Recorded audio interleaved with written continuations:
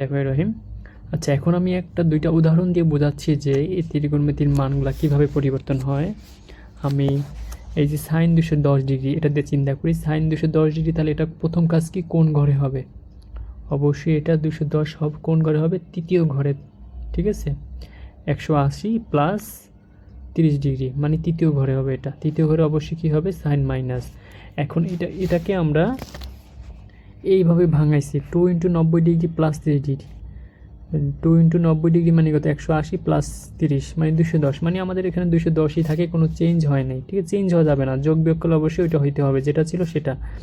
এখন আমি এখানে একটা জিনিস খেয়াল করো, এখানে আমি সাইন রাখছি, এই যে এই অংশটা বাদ দিছি, এই যে এই অংশটা বাদ দিছি। আমি এখানে 30-এর জায়গায় 30ই লিখছি, আবার সাইনই রাখছি, আর ওই ঘরের জন্য যেই ঘরে থাকবে সেই ঘরের জন্য মাইনাস লিখছি। হ্যাঁ, এটি একটা ইন্টারেস্টিং ব্যাপার যে আমি যে এইখানে লিখব যত গুণিতক সমকোণ 90 × 1 বা 90 × 3 বা 3 × 90, আমার এই অংশটা আমি সবসময় বাদ দেব। ঠিক আছে, এবং এই অংশটা বাদ দিয়ে যদি এইটা জোর গুণিতক থাকে, 90-এর সাথে যদি জোর গুণিতক, যেমন 90, 2 × 90, 4 × 90, 6 × 90, যদি এরকম জোর গুণিতক থাকে, তখন এই যে সাইন যেটা থাকবে সেটা সাইনই থাকবে। মানে এই অংশটা তো আমরা বাদ দেবো, কিন্তু বাদ দেওয়ার পরিবর্তে আমাদের সাইনের সাথে যদি জোর গুণিতক থাকে তাহলে সাইনই থাকবে। যেমন আমি এই অংশটা দেখাই, এখানে আমি লিখছি সাইন 300 ডিগ্রি।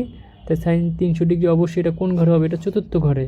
তো চতুর্থ ঘরে আমরা জানি চতুর্থ ঘরে অবশ্যই কি সাইন মাইনাস, এই জন্য আমি মাইনাস লিখছি আগেই।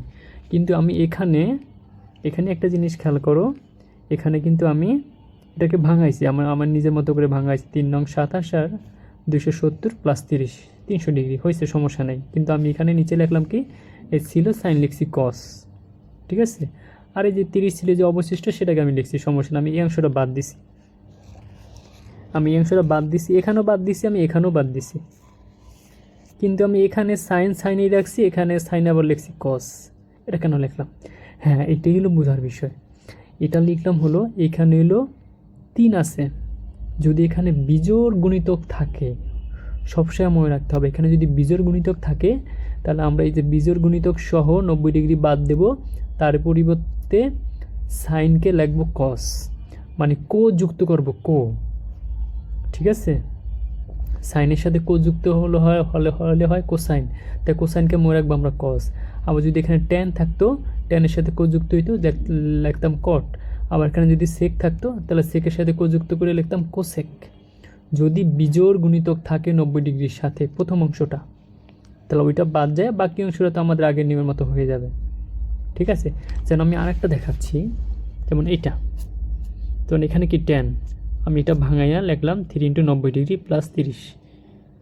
তো 3 × 90, এটা কি 90-এর সাথে কি আছে? বিজোড় গুণিতক আছে 3, এই জন্য আমি এই অংশটা বাদ দেব, তার পরিবর্তে আমি লিখছি কট।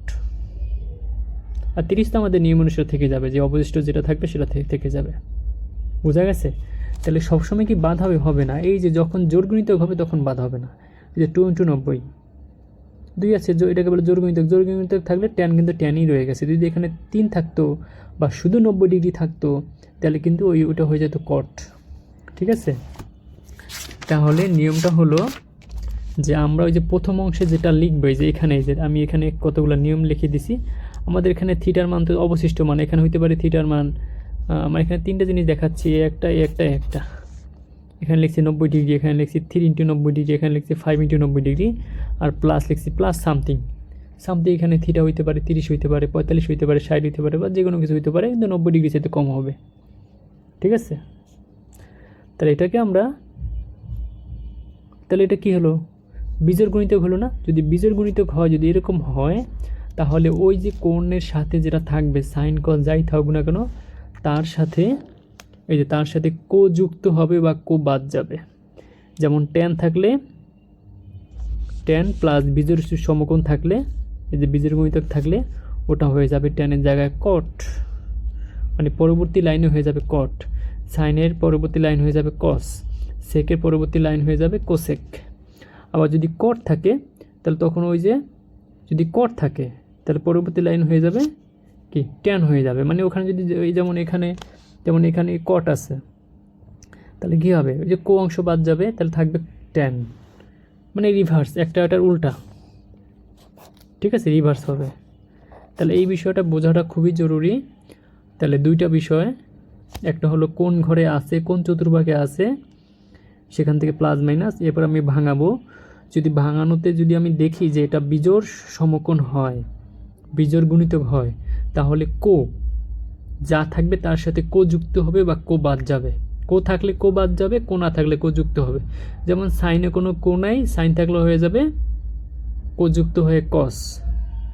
এবার কস যেটা থাকবে কস থিটা, সেই মানটা বের করে দেবো আমরা। যদি ট্যান থাকে, ট্যানের সাথে হবে কো যুক্ত, তাহলে হয়ে যাবে কট। সেকের সাথে হয়ে যাবে কো যুক্ত কোসেক। আবার ঠিক উল্টাটা, যদি থাকে কট তাহলে কো বাদ যাবে, থাকবে ট্যান। আবার যদি থাকে কস তাহলে কো বাদ যাবে, থাকবে সাইন। যদি থাকে কোসেক তাহলে কোসেক বাদ যাবে, বা থাকবে সেক। এখন এগুলো হলো প্র্যাকটিস করতে হবে, প্র্যাকটিস করলে আমি বুঝতে পারবো কি।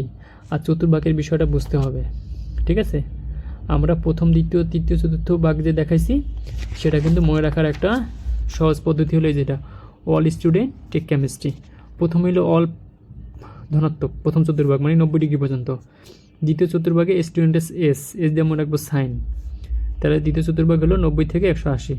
সাইন মানে সাইনের বিপরীত কোসেক, দুইটাই পজিটিভ, মনে রাখবো শুধু সাইন। তৃতীয় চতুর্ভাগ 180 থেকে 270, এখানে কি ট্যান, টেক কেমিস্ট্রি মানে ট্যান, টি দিয়ে মনে রাখবো ট্যান। আর শেষে মনে রাখবো হলো সি কেমিস্ট্রি, সি দিয়ে মনে রাখবো হলো কস, এটা পজিটিভ। মানে এগুলো কি, মানে জাস্ট মনে রাখার জন্য সহজ পদ্ধতি, যে কোন ঘরে কোনটা পজিটিভ থাকে। যেটা পজিটিভ বাকিগুলো অটোমেটিক নেগেটিভ হয়ে যাবে। যেমন এই ঘরে সাইন পজিটিভ, তাহলে বাকিগুলো নেগেটিভ, ঠিক আছে। ওকে, ধন্যবাদ।